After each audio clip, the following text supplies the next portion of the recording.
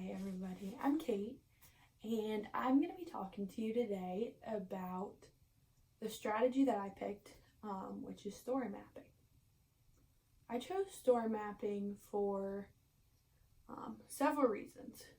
Number one, it just makes the most sense to me and has always helped me in my own writing or as a student. It just made a lot of sense to me, and I think it can help so many students break down, because a story can be overwhelming, especially if you don't understand all that goes into it. And when we get the little pieces, then we can start to build on that. So a story map for a kindergartner or first grade student has very simple. It's going to have setting, main characters, beginning, middle, end. That's typically what it looks like. As the student gets more experience and spends more time in their classes and is reading more and understands more, their story map is also going to advance because they understand more information. The stories are getting more detailed, so of course your story map is going to get a little more detailed so that you can understand even more small parts that go into that foundation that make a story. So an example of this would be your story map no longer goes main character, setting, beginning, middle, and end. It has a main character, setting, resolution, problem, all those things.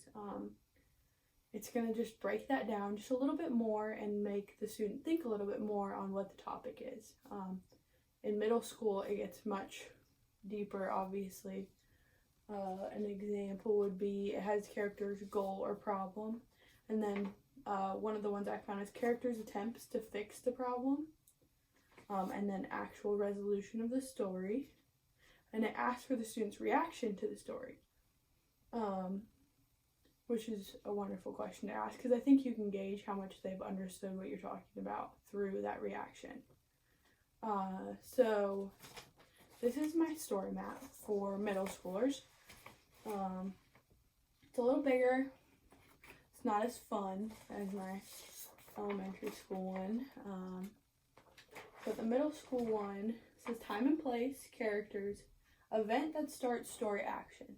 So it's not just the beginning of the story, but it's the one where the story starts to build. Event that starts story action, character goals or problem. So it doesn't even say, oh, there's just a problem in the story, find it. It says, what is the character's goal or problem? And then it has the attempts to fix the problem, the resolution of the story, and your reaction to the story. So you can see how much they understood. And I think that's the wonderful thing about a story map, is you can break down all the little pieces and see, oh, they're getting this part, but they're not getting that part. So this is the elementary one. It's a little more fun, a little more easy to work. So it has title, author, settings, main characters, and then problem and solution. And so that's probably my second grade in that area. That's going to be more where this story map is as we advanced. So the topic that I chose for my story map and for my strategy is going to be Sacagawea. I thought it was an excellent topic, and there's lots of information about it. So, and it's going to become an all grade level. So for my elementary school kids, it's going to be a picture book of Sacagawea. Pictures are great for understanding any story, especially in early elementary and primary. It's going to help them understand the story, but it won't have as much detail where they are going to get overwhelmed and aren't able to find those small parts. And then Who Was Sacagawea is the second one that I picked. And this is a story that goes more in depth about Sacagawea's life, but I think it's still an early elementary book, or a later elementary book. So this is going to be a 4th or 5th grade book.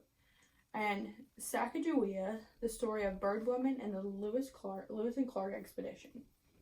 And I picked this book. It's definitely a middle school book, but it definitely tells you way more in depth of Sacagawea's story and what she struggled through. And it's going to bring a lot more of that reaction and emotion out in the students. And you'll be able to understand how they feel about the story, but it will also tell you where they're at in that sense. And then for my questions, I chose to do it for the first book, which is a picture book of Sacagawea. And the literal questions are the ones that are going to have obvious answers. When, where, what, how, those types of questions. So the first one I did was, where did Sacagawea live? And what did she do with Lewis and Clark? Which seems like a very simple answer, but with little kids, you can get all kinds of answers, so that'll be interesting. And then for the inferral question, this is a little harder to come up with, especially in the early grades, but the question I asked is, do you think Sacagawea's story is important? And there's several more questions you can ask about that. And then the last one, I did the reactional questions. And I said, how did the story make you feel? Which is a very basic question to ask, obviously. Do you think you would have been able to do what Sacagawea did? And what is one interesting fact you found out during the story?